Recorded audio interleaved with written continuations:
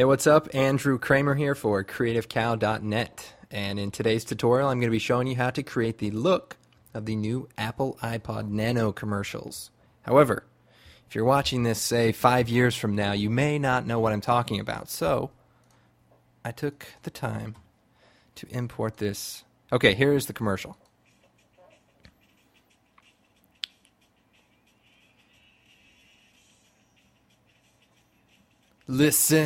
Listen to the music, yeah. Yeah, so you probably can't hear the music, but let's forget about that. The point is, these cool streaks here are kind of the focus of this tutorial. Now, I'm not going to pretend to know exactly how they created this effect. Well, I don't know. However, after a little bit of time in After Effects, I was able to come up with something that looks close and is at least impressive in its own way. So let's go ahead and move on. Interesting that I stopped on the pink swirlies. Let's stop on, let's stop on a blue color. All right, moving on. What we're going to be doing is exactly this. Oh, let's bring that up full screen. All right. I don't have any music for this, but you get the idea. Alrighty. Okay, so let's get started. I'm going to create a new composition, and we're going to make it 720 by 480 square pixels, 30 frames per second, duration 300 frames. And we'll call this Nano. Add. Perfect. Okay, I just want to point this out. This is, I think, maybe one of the first tutorials I'll be actually using a third-party plugin, and that third-party plugin is Trapcode's Particular. Download the demo if you don't already have it. I recommend it. First thing we're going to do is create a new layer. So I'm going to choose New Solid, and we're going to make it comp size, and we'll make it black. Okay, and we'll call this background, BG. I'm going to duplicate this layer, edit, duplicate, and we'll call this particles. So that'll be our layer that we're going to actually apply our particle effect to. Then we actually have to set up a couple of other things so that this will all work. So bear with me. We're going to create a new adjustment layer. And this adjustment layer is going to be the adjustment layer we use to kind of create the coloring look of the swirlies, as they're now called. So now in the future, when you refer to this, you're going to be referring to the swirlies in the Nano commercial. So keep that in mind. We're going to call this color effects. And now I'm going to create a new light. And this is just going to be a point light. And we're going to name this. This is important. You need to name this emitter. Okay? Particular is going to use this light as the emitter. So I'm going to hit OK. Perfect. Look at that. And the final thing we need to do is create a new camera. And we'll just set this to 35 millimeters. Okay? Default. Hit OK. Okay, so with the layer selected, I'm going to choose Effect, Trapcode, Particular. Anyway, the point is it's a full-on custom 3D particle generator. So basically what we're going to be doing is using Particular to generate those swirlies from earlier. So let's go ahead and start setting it up. By default, the plugin looks like this. Wow, look at that. If we stopped right here, I'd feel pretty comfortable about what I've shown you. But we'll just keep going for the heck of it anyway. So first things we need to do is bring up this emitter drop down, and let's just go down through the settings. So particles per second, that's how many particles come out per second. So you can have a lot, you can have a little, it's up to you. Now the emitter type is all these different things. We are going to be using a light. So we're going to be using this light to emit the particle. So if I select this light in the comp window and I move it around, you see the particles are moving because they're emitting from this source. That's important because a light can be pushed around in 3D space, go far away, come up close, zip around. And we have more control over it because After Effects will actually allow us to view it in the multi views that we can control. So we're able to move it back and forth and all that good stuff. So moving on. Back to the particles. we're going to turn all these settings right here that you see to 0. Velocity is basically the speed they shoot out, and we don't want them to shoot out at all. We want them to just emit and freeze in time and freeze in space. And so that's why we're setting this all to 0. And the size of the emitter, we can make it large, but in this case we actually want it to be 0. We want it to just emit from a single point. Now moving on to some more settings, and let's go down to the particle, and we're going to set the life. So how long do these particles last before they disappear? And we'll just set it to, I don't know, 5 seconds. And before we move on, we need to create a custom particle, because there's some particles in here that are preset, you know, clouds and smoke and different things, but we actually have to make ours ourselves. And so to do that, we're going to create a new composition, and we're going to call this particle underscore 50, meaning it's going to be 50 by 50 pixels, and it's going to be 1 frame long. Okay, I'm going to zoom in here, and I'm going to create a new solid, and we're going to make a white solid, and this is important. And let's hit OK.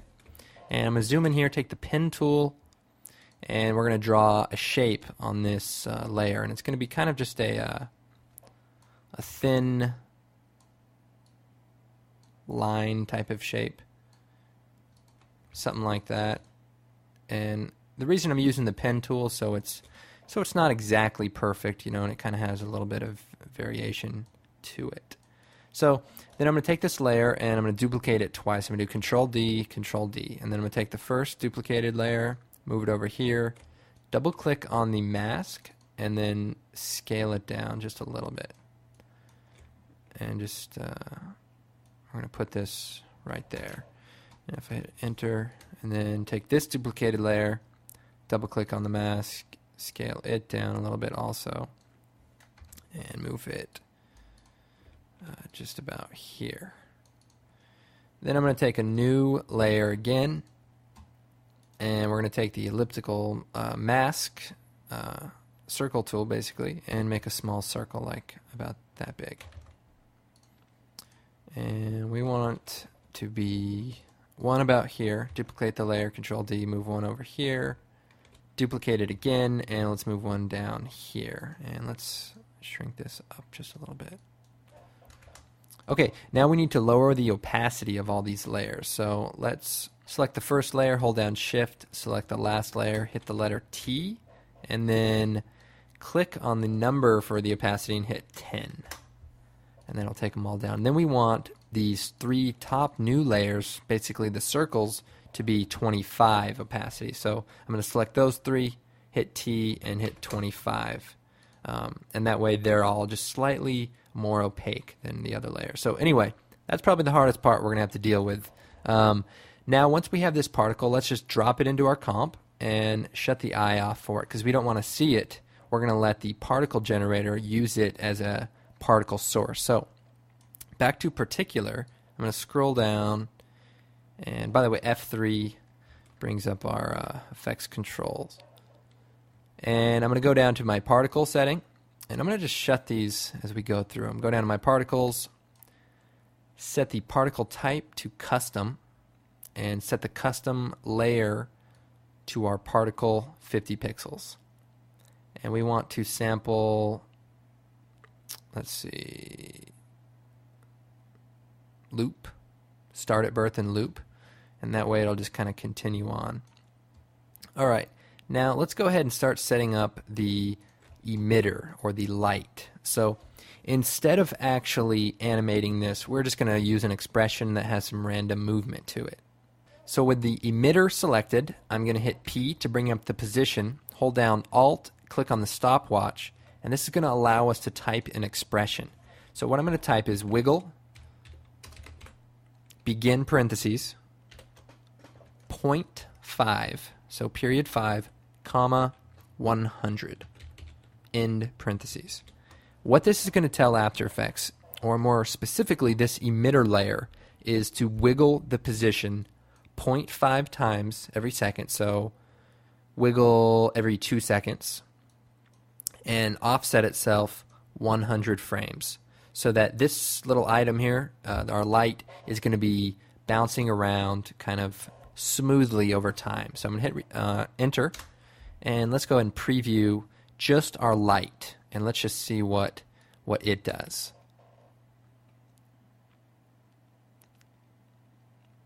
Okay, so as you can see, it just kind of moves around, and that's exactly what we want. So now I'm going to go ahead and just turn all these layers back on, and as you can see, we're already starting to generate some random movement, which is exactly what we want. Now, I just saw that our particles are dying a little too soon, so what I'm going to do is go to our particles layer, and we're going to begin to set this effect up. So now let's scroll down, and now we're in the particle section. We want the life, say, to be 15 seconds. And this won't actually matter if your comp is longer than that, but just so that they stay up there for at least that long. And we want to look at one attribute here, and that is the opacity. We can also change the size, and that's basically the thickness, but I'm going to go ahead and leave it at 5, and we're going to lower the opacity down to about 50. And so as you can see, it's got these semi-transparent areas, and it gets a little bit thicker around the turns when we can kind of see them overlapping each other a little bit more. So that's kind of what we want. But now before we go on, let's go ahead and add the coloring effect to our swirlies here. So with the color effects layer that we've already created up, this is the adjustment layer, I'm going to choose effects, color correction, hue, and saturation. And what we're going to do is select colorize and increase the saturation. So depending on what color you want this to be, just cycle through these, and maybe we could do blue. And let's add our glow, effect, stylize, and glow. And it's pretty much set up how we're going to actually use it. So let's increase the radius of the glow and the intensity as well. And this is one of those things you really just need to play with. I'm just going to kind of scroll through these to kind of increase it. And let's bring the threshold down to 50%. Okay, so what I'm going to do is start animating this 3D camera. So I'm going to hit P to bring up the position, hold down Shift, hit A to bring up the anchor point or the position of interest. And then I'm going to use these tools up here, the orbit, track, and Z track tool, to kind of set up my camera and animation. So first thing I'm going to do is I want to truck in, I want to dolly in and move forward at my 3D layer here. So that looks pretty good. And of course, since this is a 3D particle generator, all of this that we're seeing right now is all 3D. So I can orbit around it and all that stuff. However, we're in sort of a dilemma right now. We need to set the camera's point of interest at this light.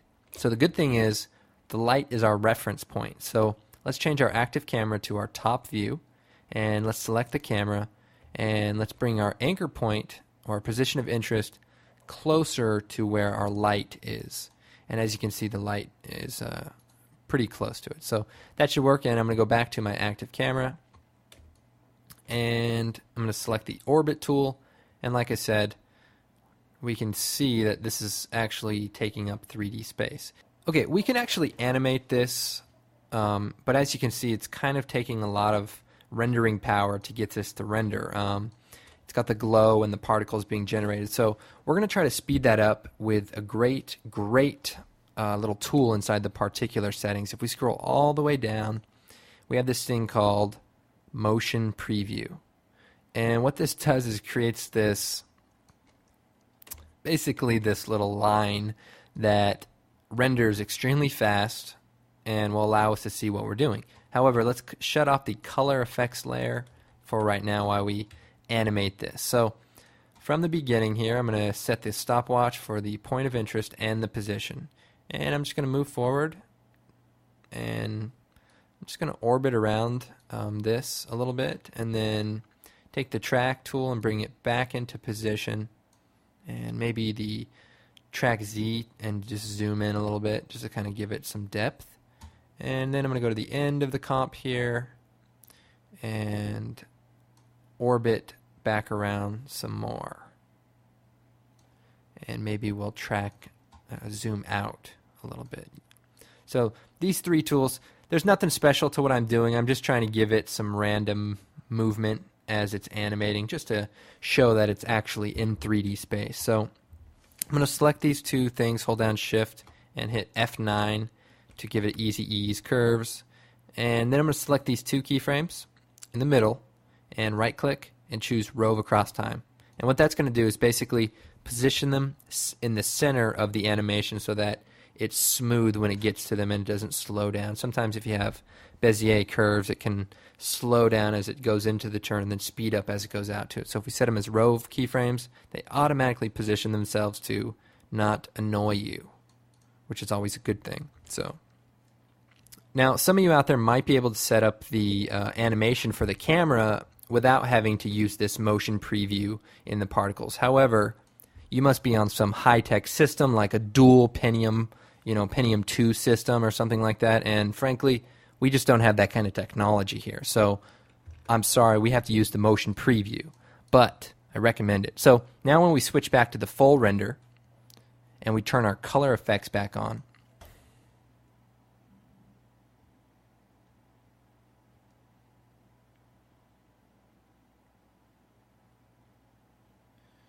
okay, by the way, I actually made a slight adjustment to the glow, brought it down to about 0.7, and it was just a little too intense.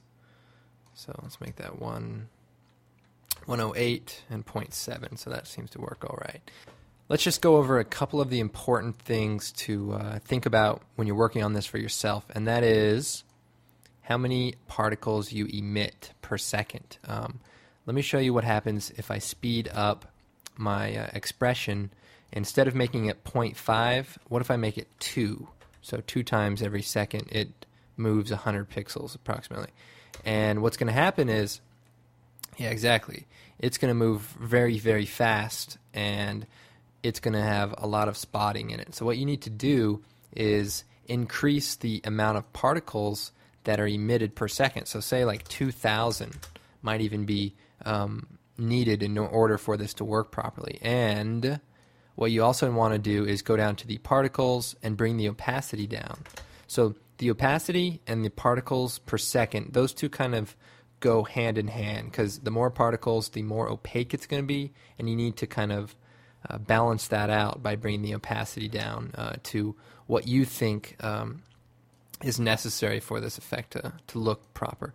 Also, I should point out we're starting to see, once it starts going fast, you start seeing the particles are no longer subframe, subposition, creating these curves. And what you need to do, and this is probably not the best solution, but it is in fact a solution, and that is increase the comp's frames per second.